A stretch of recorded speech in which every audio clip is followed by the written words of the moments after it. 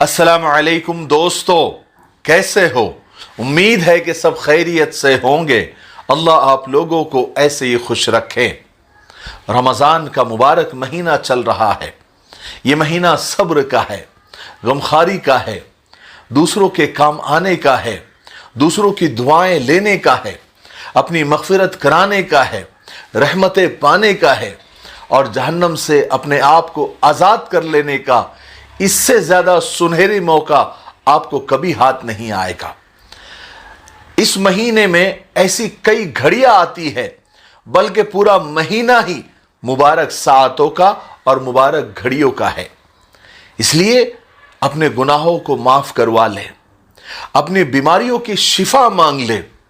कोई परेशान हाल आपको पता है, उसकी मदद कर ले, उसकी भी दुआएं ले ले। आप अपनी पूरी जिंदगी को, यानी आने वाला जो मुस्तकबिल है, उसको संवार सकते हैं अगर आपने इस महीने के अंदर अगर आपने इसकी कदर कर ली, खुद ने भी दुआएं की और दूसरों की भी दुआएं ली। दूसरों की दुआएं ले लीजिए, क्योंकि हम गुनहगार हैं। पता नहीं हमारी दुआएं कबूल होती नहीं होती, लेकिन अगर हमने किसी की मदद कर दी और उसने दुआएं दे दी तो वो इंशाअल्लाह ज़रूर आपके हक़ में कबूल होगी। और दूसरे दुआएं कब देते हैं? जब हम उनकी मदद करते हैं, उनकी परेशानियों में उनके साथ खड़े होते हैं और खामोशी से, इखलास के साथ जब उनकी हेल्प हो जाती है तो फिर अल्लाह तबारक व तआला उस खुलूस की बरकत से हमारी बीमारियां, हमारी परेशानियां, हमारी मुसीबतें दूर कर देते हैं, हमको पता भी नहीं चलता। मैं एक किस्सा, शायद ये मैं दूसरी बार सुना रहा हूं, लेकिन कोई सबक ऐसे होते हैं कि 2 बार 3 बार 20 अगर सुन लिया जाए तो एक रिवीजन हो जाता है, याद हो जाता है। किस्सा बड़ा सबक आमोज है और बहुत कुछ सीखने को आपको मिलेगा। एक हाजी साहब थे जो अक्सर बीमार रहा करते थे और काफी बीमार रहा करते थे। कई सालों से हर हफ्ते उनके पेट से 4-5 बोतल पानी निकलवाया जाता था।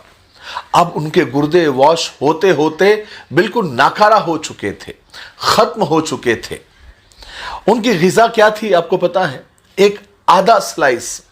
हालांकि बहुत मालदार आदमी थे, लेकिन सारी नेमतें होने के बावजूद भी खा नहीं सकते थे। एक आधा स्लाइस उनकी दिन भर की 24 घंटे की ग़िज़ा थी और कुछ जूस वगैरह, लिक्विड वगैरह ले लिया करते थे। उनको सांस लेने में भी दुश्वारी का सामना था और नकाहत, कमजोरी इतनी ज्यादा कि बगैर किसी के सहारे वो टॉयलेट भी नहीं जा सकते थे। एक दिन उनके दोस्त चौधरी साहब उनके घर तशरीफ ले गए उनसे मिलने के लिए। तो चौधरी साहब को लगा कि बेड पर पड़े होंगे, जैसे हमेशा पड़े रहते थे, और सांस लेने में उनको तकलीफ होती थी, तो इयादत के लिए पहुंचे। तो जैसे चौधरी साहब ने एंट्री की उनके गार्डन में, तो उन्होंने हाजी साहब को बगैर किसी सहारे के चलते हुए देखा। यह बड़ा एक अचंबा था चौधरी साहब के लिए कि उनके दोस्त हाजी साहब जो बगैर सहारे के टॉयलेट नहीं जा सकते थे, आज अचानक गार्डन में टहल रहे हैं। तो जब वो चौधरी साहब अंदर गए तो हाजी साहब ने दूर से ही हाथ हिलाकर उनका इस्तकबाल किया और चहलकदमी करते करते, यानी वॉकिंग करते करते, हाजी साहब ने 10 चक्कर लॉन में चौधरी साहब के साथ लगाए और फिर मुस्कुराकर दोनों आमने सामने बैठ गए। चौधरी साहब कहते हैं कि हाजी साहब की गर्दन सेहतमंद लोगों जैसे तनाव था। चौधरी साहब ने उनसे पूछा कि हाजी साहब, ये मौजिजा, ये करामत कैसे हो गई? कोई दवा, कोई दुआ, कोई होम्योपैथी, कोई थेरेपी? आखिर ये कमाल किसने कर दिखाया और ये कमाल कैसे हो गया? तो हाजी साहब मुस्कुरा कर कहने लगे कि चौधरी साहब, मेरे हाथ एक नुस्खा आ गया है।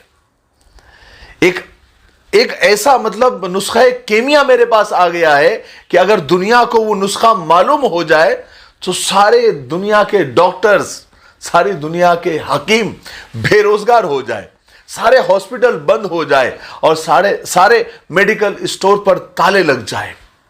चौधरी साहब बड़े हैरान हुए। भाई हाजी साहब, बताओ तो सही, आखिर ऐसा कौन सा नुस्खा आपके हाथ आ गया है, जरा हमें भी तो बताओ। हाजी साहब ने अपने दोस्त चौधरी साहब को एक किस्सा सुनाया। कहने लगे कि मेरा एक मुलाजिम था, यानी एक नौकर था जो मेरी खिदमत पर मामूर था, यानी मेरी जो खिदमत करता था, मुझे खाना खिलाना, दवाखाने ले जाना, टॉयलेट बाथरूम करवाना, सब वो काम वो करता था। एक दिन हुआ ये कि उसकी माँ का इंतकाल हो गया, उसकी वालिदा फौत हो गई। तो मेरे बेटों ने टेम्पररी तौर पर, आर्जी तौर पर एक 8-10 साल का बच्चा मेरी खिदमत के लिए लगा दिया। वो बच्चा मेरी खिदमत करता था, जितना भी उससे बन पड़ता था। एक दिन खिदमत करते करते मैंने बच्चे से पूछा कि बेटा एक बात तो बताओ, तुम्हारी ऐसी क्या मजबूरी है कि तुम्हें इस उम्र में नौकरी करनी पड़ रही है, यानी मेरी खिदमत की नौकरी करनी पड़ रही है। बच्चा पहले तो खामोश रहा, फिर सिसकिया भर कर बोला कि हाजी साहब, एक दिन मैं घर से बाहर था, मेरे अम्मी अब्बू भाई बहन सब सैलाब में बह गए। मेरा जो भी माल था, जमीन थी, जानवर थे, उसके ऊपर रिश्तेदारों ने कब्जा कर लिया। हाजी साहब, मेरा दुनिया में अब कोई भी नहीं है। अब 2 वक्त की रोटी और कपड़ों के बदले में मुझे नौकरी करनी पड़ती है, इसीलिए मैं आपकी खिदमत पर लगा दिया गया हूं। ये सुनते ही हाजी साहब कहने लगे कि मेरा दिल पसीज गया।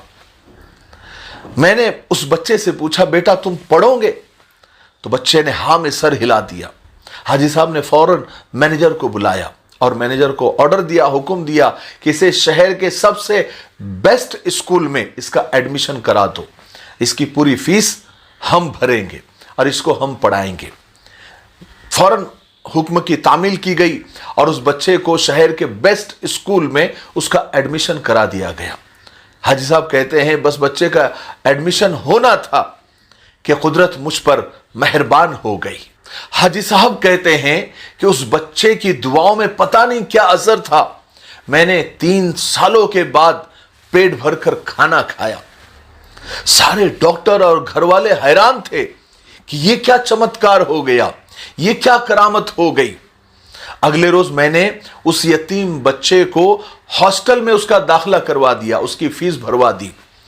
फिर उसके बाद मैं बगैर सहारे के टॉयलेट तक चल कर गया, जबकि मैं बगैर सहारे एक कदम नहीं चल सकता था।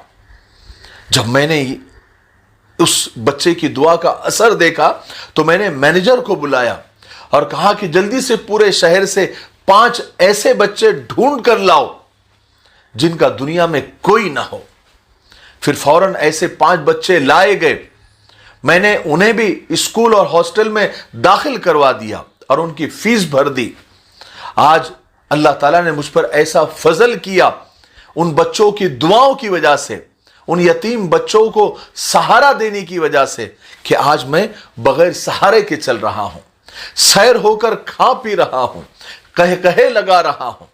हाजी साहब सीना फुलाकर ये सब बातें कहने लगे और फिर कहने लगे, इतने कॉन्फिडेंस के साथ खड़े होकर कहने लगे कि अब मैं नहीं गिरूंगा, जब तक ये बच्चे अपने कदमों पर खड़े हैं अल्लाह मुझे गिरने नहीं देंगे। और हाजी साहब कहते हैं कि कुदरत यानी अल्लाह यतीमों के साए देने वाले दरख्तों के साए लंबे कर दिया करता है। मेरे भाइयों, रमजान का महीना है, अपने आसपास के लोगों में ऐसे लोग तलाश करो जो वाकई जरूरतमंद हो, ऐसी बेवाओं को तलाश करो, ऐसे घरों को तलाश करो। देखिए, मांगने वालों को बहुत मिल जाता है, आपको तलाश उन लोगों को करना है जो शराफत की वजह से आपसे मांग तक नहीं सकते, लेकिन घर की हालत बहुत खराब होती है, कमाई सिर्फ इतनी उनकी होती है कि बस खा पी सके, लेकिन मेडिकल के लिए उनके पास पैसे नहीं होते हैं, डॉक्टर की फीस के लिए उनके पास पैसे नहीं होते हैं, या और दीगर ज़रूरियात होती है, स्कूल की फीस के लिए उनके पास पैसे नहीं होते हैं, स्कूल यूनिफॉर्म के लिए उनके पास पैसे नहीं होते हैं, यानी सिर्फ खा पी सके बस इतनी उनकी कमाई होती है, लेकिन बाकी ज़रूरतों का ध्यान देना। इसलिए अपने पड़ोसियों का सबसे पहले आपको ध्यान रखना है। सबसे नंबर 1 आपको बताऊं, सबसे पहले रिश्तेदारों में ऐसे लोगों को तलाश करना है, उसके बाद पड़ोसियों में, उसके बाद महल्ले वालों में, उसके बाद बाहर के लोगों को। मैंने बहुत सारे सेठ लोगों को और बड़े लोगों को देखा है कि जो अपने करीब के लोगों को तो भूल जाते हैं, अपने रिश्तेदारों को तो भूल जाते हैं, यहां तक कि सगे भाइयों को भूल जाते हैं, اور دور دور سے ہزاروں کلومیٹر سے آنے والے لوگوں کی دکھاوے کے لیے مدد کرتے کہ دیکھو سیٹھ صاحب نے کیا بڑی رسید بنائی ہے، حالانکہ ان کے آس پاس کے لوگ ترس جاتے ہیں، ان کے ملنے کو ترس جاتے ہیں یا ان کی مدد کو ترس جاتے ہیں۔ اس لیے اللہ نے مال دیا ہے تو پہلے اپنے رشتہ داروں میں ایسے لوگوں کو تلاش کرو، وہاں سے ہو جائے پھر اپنے پڑوسیوں کو تلاش کرو، اس کے بعد باقی کے لوگوں پر نظر ڈالو اگر اللہ نے توفیق دی تو۔ مجھے امید ہے کہ آج کے قصے سے ہم کو بہت کچھ سیکھنے کو ملا ہوگا۔ تب تک میرے لیے، پوری امت کے لیے، پوری انسانیت، پوری مانوتا کے لیے اور ہمارے پیارے ملک بھارت کے لیے، یہاں کی امن و شانتی کے لیے، ترقی انتی کے لیے اور فرقہ پرستوں کی فرقہ پرستی سے اللہ تعالی ہمارے ملک کی حفاظت فرمائے، یہ بھی دعا کرتے رہے۔ السلام علیکم ورحمۃ اللہ وبرکاتہ۔